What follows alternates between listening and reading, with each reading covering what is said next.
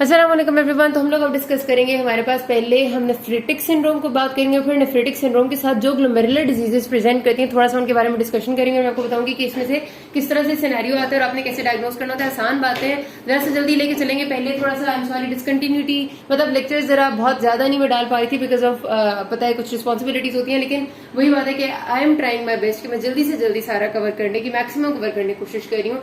तो इंशाल्लाह जितनी मुझसे होगी मैं करूंगी, ठीक है।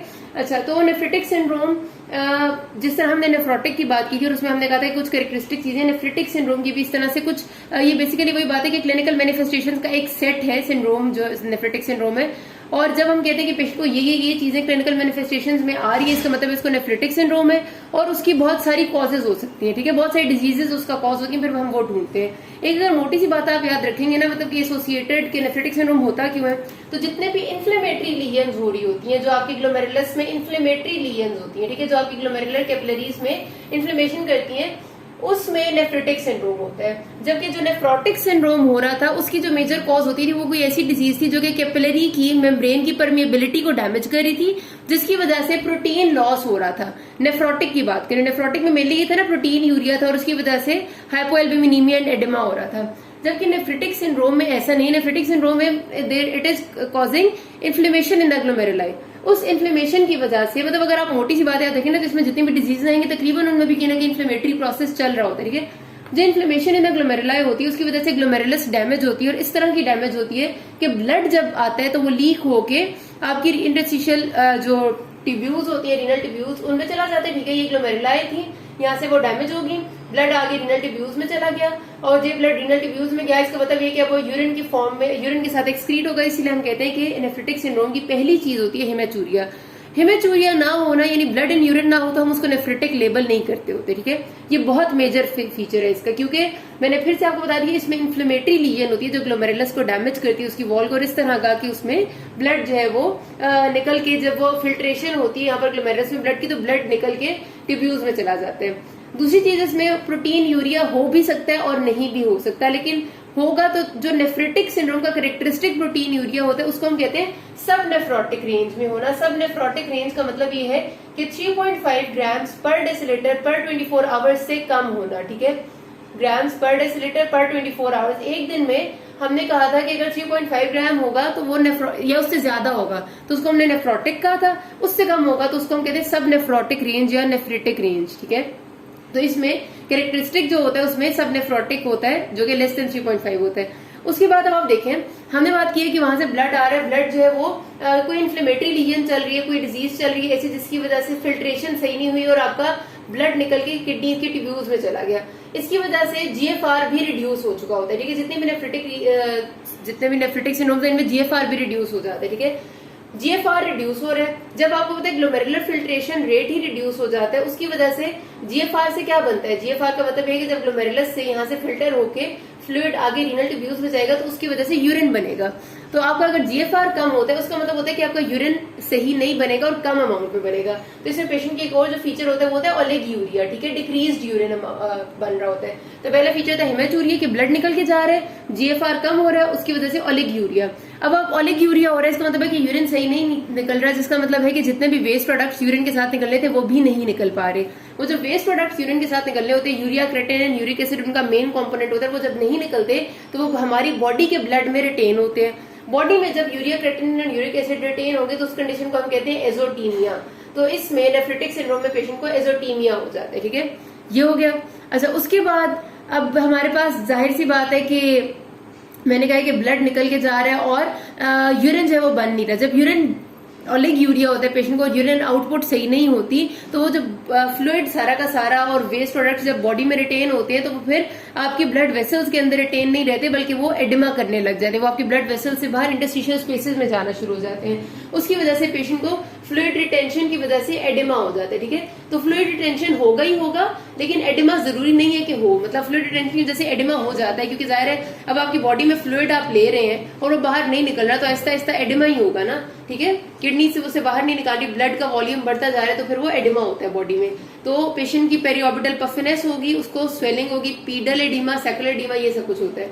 अब आपको पता है कि एक तो क्या हुआ कि हमारे पास फ्लूइड रिटेंशन है बॉडी में। फ्लूइड रिटेंशन, जब भी बॉडी में फ्लूइड ज्यादा रिटेन होता है तो वैसे ही बॉडी में हाइपरटेंशन हो जाती है, पेशेंट को ब्लड प्रेशर इंक्रीज हो जाता है। क्योंकि आपको पता है जब आपकी ब्लड प्रेशर डिपेंड करता है ना कि आपकी बॉडी में पेरिफेरल वैस्कुलर रेजिस्टेंस कितनी है।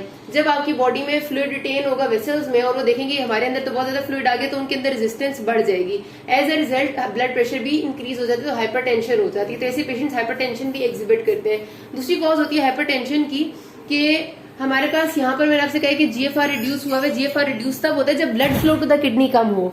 Blood flow to the kidney कम होती है तो इसका मतलब है रीनल इस्कीमिया।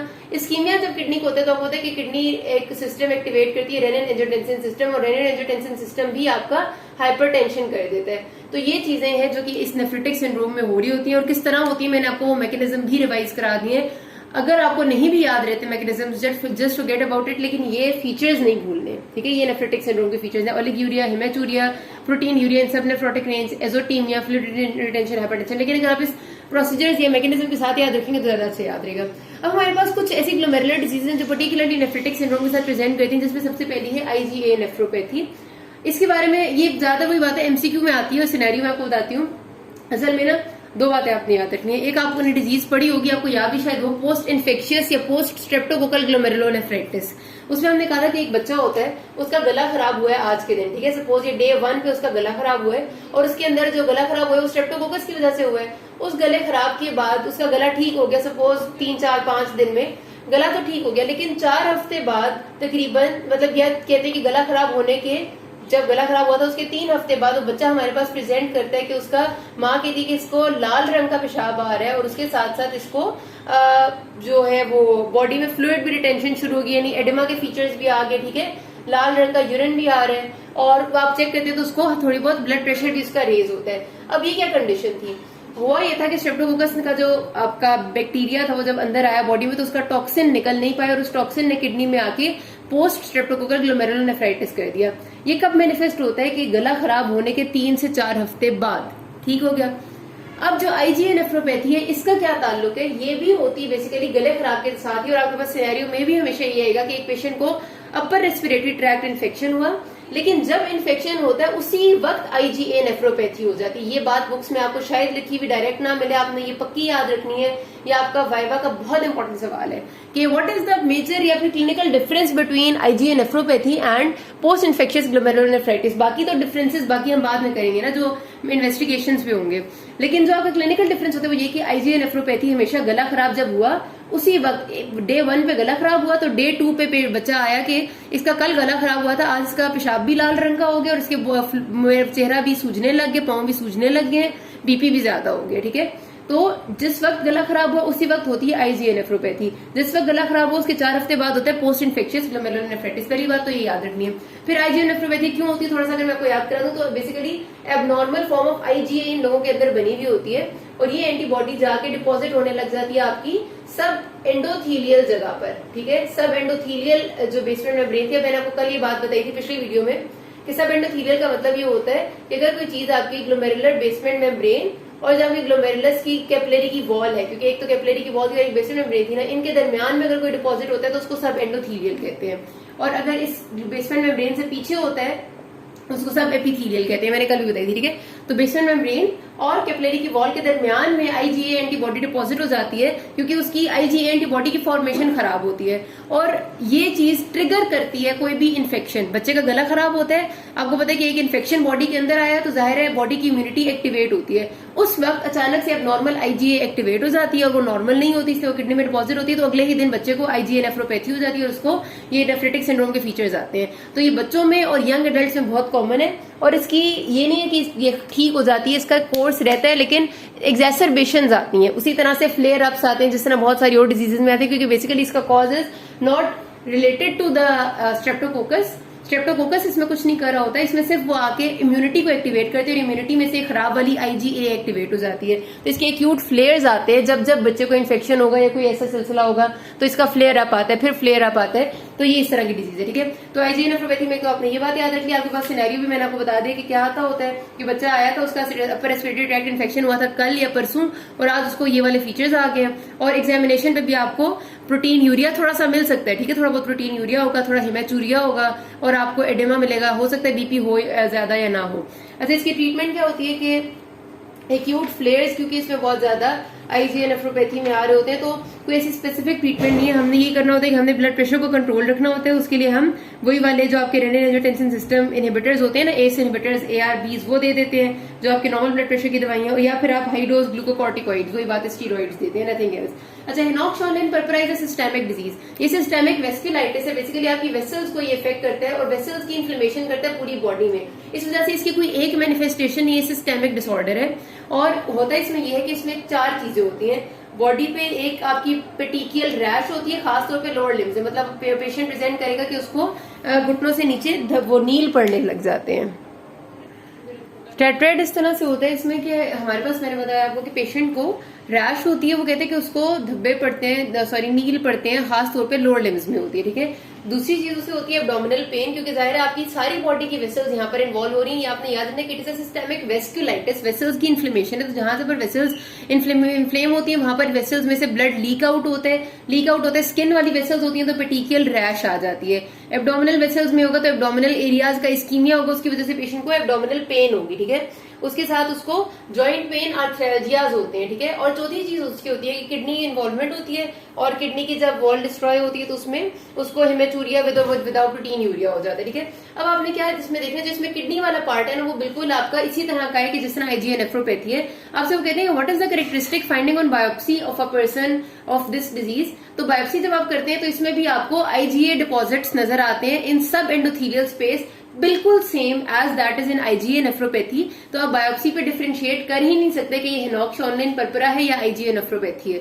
मतलब इसकी पिक्चर जो किडनीज के लेवल पे है वो बिल्कुल इसके साथ सेम होती है।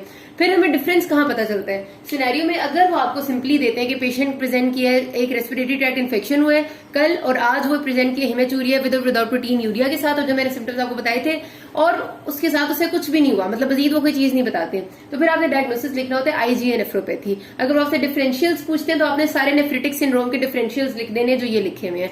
अगर वो आपसे कहते हैं 7 सिनेरियो में कि ये वाला ही सिनेरियो था जो भी मैंने पहले बोला है, और साथ आपसे कहते हैं कि patient also had a rash, petechial rash on the lower limbs, या patient also had associated abdominal pain and arthralgias, तो आपने सडनली फौरी तौर पे आईजीए नेफ्रोपैथी से शिफ्ट करके हेनॉक्स-शॉर्लिन पर्परा पे आ जाना है, ठीक है। क्योंकि आपसे यही 2 एग्जाम में पूछते हैं। ये जो मेसेंजियो कैपिलरी ग्लोमेरुलोनेफ्राइटिस है ये बहुत ही कम पूछा जाता है, मैं आपको साफ साफ बता दूं, इसके अलग से फीचर्स है, मतलब इसमें और कोई बात आपको बताएंगे। तो यहाँ पर आपने जो 2 डिफरेंस याद रखने इसमें कि इसमें 4 चीजों में से आपको किडनी का अगर सवाल आएगा तो एक किडनी साथ पूछेंगे और साथ कोई एक चीज जरूर होगी, जरूरी नहीं है तीनों हो, कोई एक भी हो तो आपने ये लिखना है, और अगर कोई भी नहीं है तो फिर ये लिखना है, दैट्स इट। और ट्रीटमेंट इसकी भी सपोर्टिव ट्रीटमेंट होता है, क्योंकि ये सिस्टेमिक वेस्कुलाइटिस है तो इसमें आप बहुत ज्यादा होगा तो आप स्टीरॉइड्स वगैरह दे देते हैं, एक्यूट फ्लेयर्स को रोकने की कोशिश करते हैं, एंड नथिंग एल्स, ठीक है।